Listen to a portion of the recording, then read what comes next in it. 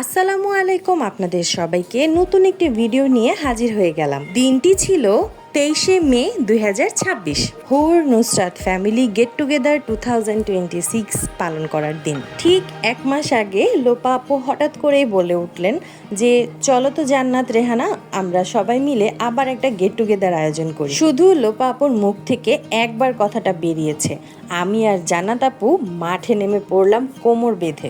এরপর হুর নুসরাত ফ্যামিলি গ্রুপে পোস্ট দেওয়া এবং পোস্ট দেওয়ার সাথে সাথেই অসংখ্য আপু আমাদের এই অনুষ্ঠানে যোগদান করার ইচ্ছা প্রকাশ করেছেন। শেষ অবধি আমরা 17 জন একত্রিত হয়েছিলাম এই গেট টুগেদারে। আমাদের গেট টুগেদারটা আয়োজন করা হয়েছিল রাশ ক্যাফে অ্যান্ড বিস্ট্রোতে। এই ইউনিক ডিজাইন এবং কিউট ওয়াটার বটলটা কিন্তু রাশ ক্যাফে অ্যান্ড বিস্ট্রোর নিজস্ব। জায়গাটা খুবই সুন্দর এবং বাজেট ফ্রেন্ডলি। আপনি চাইলে আপনার অবসর সময়টা এখানে স্পেন্ড করতে পারেন। ছবি তোলার জন্য খুব সুন্দর সুন্দর কিছু স্পট রয়েছে। আমাদের গেট টুগেদারের থিম ছিল রেড অর ম্যাজেন্টা, তাই আমি রেড অ্যান্ড হোয়াইটের কম্বিনেশনে একটি শাড়ি পরে গিয়েছিলাম। আমরা অপেক্ষা করছিলাম এই গেট টুগেদারের মধ্যমণি লোপা আপুর জন্য।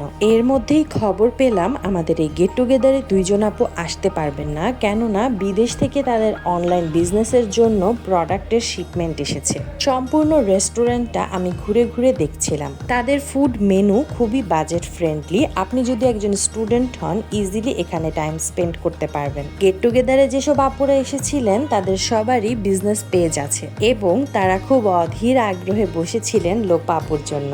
এই রেস্টুরেন্টের একটা অংশে একটু ডেকোরেশন করা, যেখানে কিনা আপনি চাইলে বার্থডে সেলিব্রেশনও করতে পারেন। আমি তো ইতিমধ্যে প্ল্যানও করে ফেলেছি যে এই গেট টুগেদারের পরে একবার হলেও আমি এখানে আসব।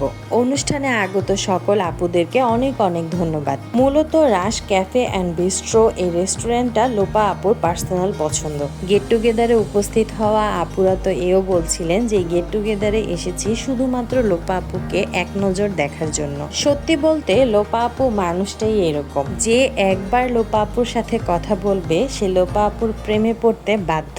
গেট টুগেদারে আগত সকল আপুদেরকে প্রত্যেকটা প্রশ্নের উত্তর দেওয়া এবং তাদের আশা নিশ্চিত করার দায়িত্বে ছিলেন জান্নাত আপু। এরই মাঝেই আমাদের প্রিয় লোপা আপু আমাদের মাঝে এসে উপস্থিত হলেন। লোপা আপুর পরনে ছিল খুবই সুন্দর লাল রঙের একটি ফ্লোর টাচ গাউন। লোপা আপুর এইরকম লুকে তাকে সম্পূর্ণই হুররাম সুলতানের মতো লাগছিল, এটা আমার পার্সোনাল অপিনিয়ন। এরই মাঝে গেট টুগেদারে আগত একজন আপু আমাদের সবার জন্য সূর্যমুখী ফুল নিয়ে এসেছিলেন। কিছুক্ষণ ফটো সেশন শেষে এবার খাওয়া দাওয়ার পালা। আমাদের ফুড মেনুতে ছিল lemon rice, fried chicken with vegetable. আর যে কোনো খাওয়া দাওয়া শেষে বেভারেজ আইটেম তো মাস্ট। খাওয়া দাওয়া শেষ, এবার কি বাসায় যাওয়ার পালা? না না, এখনো বাকি আছে। যে কোনো গেট টুগেদারে কেক না কাটলে আসলে অনুষ্ঠানটা একদমই অপূর্ণ থেকে যায়। তাই আমাদের আয়োজনে আরেকটা সংযোজন ছিল চকলেট কেক। কেকটা অনেক মজা ছিল। কেকটার ডিজাইনটার মতো টেস্টটাও কিন্তু একদমই ইউনিক ছিল। এবারের গেট টুগেদারে কিন্তু আমরা কোনো ধরনের স্পন্সর নেইনি। নিজেদের এই কর্মব্যস্ত দিনের মাঝে একটুখানি সময় ছুটি নিয়েছিলাম নিজের জন্য, নিজের মতো আরো অনেক আপুদের সাথে সময় কাটানোর জন্য। দূর দূরান্ত থেকে সবাই একত্রিত হয়েছি শুধু একটু সময় গল্প আড্ডার মাঝে ব্যস্ত জীবনকে দূরে রাখার জন্য। লোপা আপু সকলের নিকট এতটাই প্রিয় যে রাশ ক্যাফে অ্যান্ড বিস্ট্রোর ওনার আপুও এসেছিলেন লোপা আপুর সাথে দেখা করতে। এবার বিদায়ের পালা। সবাই চলে যাচ্ছিলাম নিজস্ব গন্তব্যে। নিজেদের গন্তব্যে ফিরে যাওয়ার আগে সব আপুদের মন্তব্য ছিল যে লোপা আপু, ঈদের পর কিন্তু এরকম আরেকটা গেট টুগেদার চাই। এই ভিডিওর মাধ্যমে আমিও লোপা আপুকে বলে দিচ্ছি, আপু চলেন না ঈদের পরে আরেকটা গেট টুগেদার হয়ে যাক।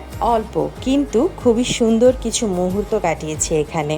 আমাদের সবার জীবনে নেগেটিভ পজিটিভ অনেক ব্যাপারই প্রতিনিয়ত ঘটে, তাই বলে সেই সব ঘটনার মাঝে নিজেকে হারিয়ে যেতে দেওয়া যাবে না। এই নেগেটিভিটি পজিটিভিটি এইসব মিলিয়েই তো জীবন, তাই না? একটুখানি সময় নিজেকে দিয়ে দেখুন, দেখবেন খুব ভালো লাগছে। দেখা হবে পরের ভিডিওতে। আল্লাহ হাফেজ।